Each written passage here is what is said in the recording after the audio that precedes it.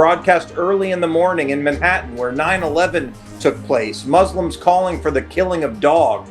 अगर हमें मजबूर किया जाए तो हमारे लिए कुत्तों और मुसलमानों के बीच में से किसी एक को चुनना मुश्किल नहीं होगा। ये शब्द भारत में नहीं बोले गए हैं, बल्कि अमेरिका में बोले गए हैं। लेकिन शब्द इतने बड़े और शर्मसार कर देने वाले हैं कि दुनिया में अब इसे लेकर चर्चा हो रही है। नमस्कार, मेरा नाम है भारती बघेल और आप देख रहे हैं न्यूज वॉच इंडिया का खास कार्यक्रम आज का बड़ा सवाल। अमेरिकी राजनीति में बयानबाजी हुई है और बयानबाजी भी कोई ऐसी वैसी नहीं हुई है। बयानों में मुस्लिम की तुलना कुत्तों से की गई है और ये तुलना करने वाले का नाम है रैंडी फाइन, जो कि अमेरिकी राष्ट्रपति डोनाल्ड ट्रंप की पार्टी रिपब्लिकन से जुड़े हुए हैं, सांसद हैं। उन्होंने सोशल मीडिया प्लेटफॉर्म एक्स पर मुसलमानों को लेकर ऐसा बयान दिया जिसने दुनिया भर में बहस छेड़ दी है। सांसद रैंडी फाइन ने रविवार को किए गए अपने पोस्ट में कहा, अगर हमें मजबूर किया जाए तो हमारे लिए कुत्तों और मुसलमानों के बीच में से किसी एक को चुनना मुश्किल नहीं होगा। यह वाक्य केवल शब्द नहीं थे, बल्कि करोड़ों लोगों की पहचान पर सीधा प्रहार था। यानी यह कोई कोने में कही गई टिप्पणी नहीं थी, यह सार्वजनिक मंच से किया गया बयान था जिसे लाखों करोड़ों लोगों ने देखा और पढ़ा। अब सवाल यह है, आखिर ये बयान इतना बड़ा मुद्दा क्यों बन गया? अमेरिका जैसे देश में जहां धार्मिक स्वतंत्रता और अभिव्यक्ति की आजादी संविधान द्वारा संरक्षित है, वहां किसी एक धर्म के लोगों को इस तरह अपमानित करना केवल व्यक्तिगत राय नहीं माना जाता। यह सामाजिक तनाव को हवा देने वाला कदम समझा जाता है।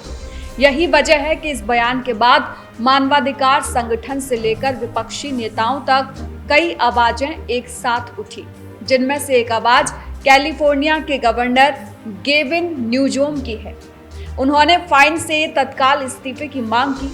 वहीं हाउस ऑफ रिप्रेजेंटेटिव्स में डेमोक्रेटिक अल्पसंख्यक नेता हकीम जेफरीज ने उन्हें इस्लामोफोबिक, घिनौना और बिना पछतावे वाला कट्टरपंथी करार दिया। जेफरीज ने यह भी कहा कि जब रिपब्लिकन पार्टी कांग्रेस के दोनों सदनों में बहुमत रखती है तो उसकी जिम्मेदारी और बढ़ जाती है कि वह अपने ही सांसद के खिलाफ कार्रवाई करे। लेकिन यहाँ आपको बता दें कि यह पहली बार नहीं है जब रैंडी फाइन विवादों में आए हों। इससे पहले भी वे मुसलमानों को लेकर कई बार तीखे और भड़काऊ बयान दे चुके हैं। उन्होंने अमेरिका से मुसलमानों को बड़े पैमाने पर निकालने की बात कही थी, यहाँ तक कि उन्हें आतंकवादी तक कहकर संबोधित किया गया था और गाजा में फिलिस्तीनियों की भूख और मौत का मजाक भी उड़ाया था। यही वजह है कि council on American Islamic relations यानी CAIR ने पिछले साल उन्हें मुस्लिम विरोधी कट्टरपंथी बताया था। ये पूरा मामला सिर्फ एक बयान का विवाद नहीं है, यह उस व्यापक परिघटना की तरफ इशारा करता है जिसे विशेषज्ञ इस्लामोफोबिया कहते हैं। बीते कुछ वर्षों में अमेरिका में इस्लामोफोबिया को लेकर चिंता बढ़ी है। 9/11 के बाद से ही मुसलमानों को लेकर संदेह और सुरक्षा के नाम पर सख्त नीतियों का दौर शुरू हुआ था। लेकिन हाल के वर्षों में राजनीतिक ध्रुवीकरण, कड़े इमिग्रेशन कानूनों और सोशल मीडिया पर फैलते घृणास्पद भाषणों ने इस समस्या को और गहरा कर दिया है। डोनाल्ड ट्रंप के कार्यकाल के दौरान भी मुसलमानों से जुड़े मुद्दे कई बार सुर्खियों में रहे। मुस्लिम बैन जैसी नीतियों ने वैश्विक स्तर पर बहस छेड़ी थी। समर्थकों का तर्क था कि यह राष्ट्रीय सुरक्षा के लिए जरूरी कदम है, जबकि आलोचकों ने इसे भेदभावपूर्ण बताया। ऐसे माहौल में जब कोई सांसद खुले मंच से मुसलमानों की तुलना जानवरों से करता है तो वह बयान अकेला नहीं रहता, वह पहले से मौजूद तनाव को और तीखा बना देता है। रैंडी फाइन ने अपने बयान पर माफी मांगने के बजाय आलोचना को खारिज कर दिया। उन्होंने सोशल मीडिया पर अपने शब्दों को दोहराया और खुद को सीधा बोलने वाला बताया। यह रुख बताता है कि वे इसे राजनीतिक जोखिम नहीं, बल्कि अपने समर्थक वर्ग के बीच लोकप्रियता का जरिया मान रहे हैं। अमेरिकी राजनीति में कल्चर वॉर यानी सांस्कृतिक संघर्ष का मुद्दा पिछले कुछ वर्षों में काफी उभरा है। कई नेता अपनी पहचान राजनीतिक शुद्धता के खिलाफ खड़े होने वाले चेहरे के रूप में बनाते हैं। लेकिन सवाल ये भी है कि क्या अभिव्यक्ति की आजादी का मतलब ये है कि किसी समुदाय को अमानवीय करार दिया जाए या उसे कुत्ता बता दिया जाए। अमेरिका का संविधान अभिव्यक्ति की स्वतंत्रता देता है, परंतु घृणा फैलाने वाले भाषणों पर सामाजिक और राजनीतिक प्रतिक्रिया भी उतनी ही तेज होती है। यही वजह है कि इस बयान के बाद न केवल डेमोक्रेट नेताओं ने बल्कि कई नागरिक संगठनों और मानवाधिकार कार्यकर्ताओं ने भी खुलकर विरोध दर्ज कराया। इस पूरे विवाद की एक अंतर्राष्ट्रीय पृष्ठभूमि भी है। इजराइल गाजा संघर्ष के चलते अमेरिका में मुस्लिम और यहूदी समुदायों के बीच तनाव की खबरें आती रही हैं।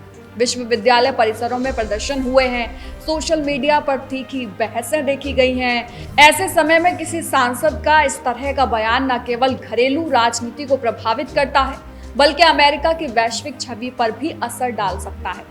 मानवाधिकार संगठनों का कहना है कि जब शीर्ष राजनीतिक पदों पर बैठे लोग इस तरह की भाषा का इस्तेमाल करते हैं, तो समाज के कुछ वर्गों को यह संदेश जाता है कि नफरत स्वीकार्य है। इससे हेट क्राइम यानी घृणा आधारित अपराधों की आशंका बढ़ सकती है।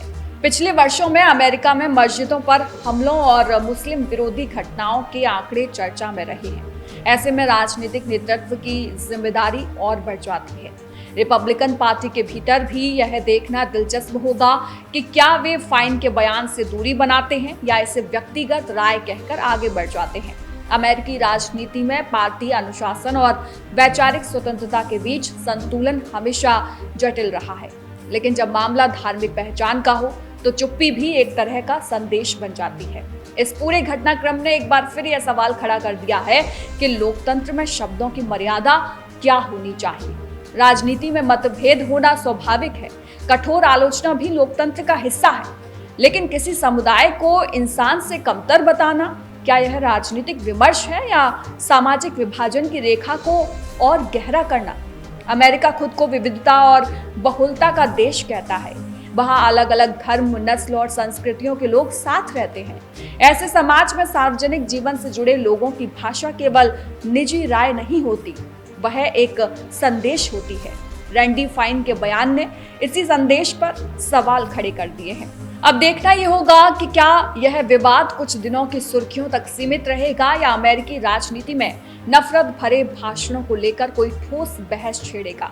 फिलहाल इतना तय है कि इस बयान ने अमेरिका में इस्लामोफोबिया, अभिव्यक्ति की सीमा और राजनीतिक जिम्मेदारी तीनों पर एक साथ नई चर्चा शुरू कर दी है। और शायद यही लोकतंत्र की असली परीक्षा भी है।